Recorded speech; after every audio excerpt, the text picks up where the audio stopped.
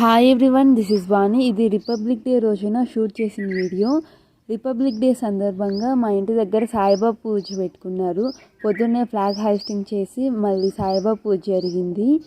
Afternoon 1:30 వరకు జరిగింది పూజ. అక్కడ సాయిబాబా పూజలు చాలా మంచి మాటలు చెప్పారు. కొన్ని మాటలు ఈ వీడియోలో షేర్ చేసుకుంటున్నాను.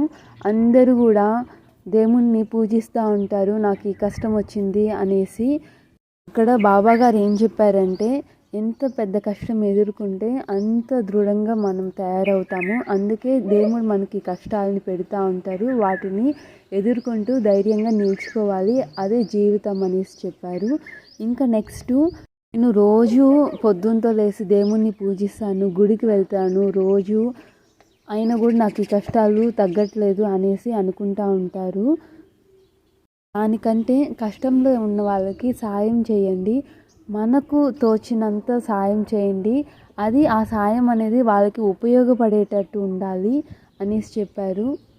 సాయం వాళ్ళు పొందినప్పుడు వాళ్ళకి మనలో ఆ దైవత్వం అనేది కనిపిస్తుంది, అదే దేవుడి మనకిచ్చే సందేశము అని చెప్పారు. చక్కగా వివరించారు. జై సద్గురు సాయిరామ్కి జై.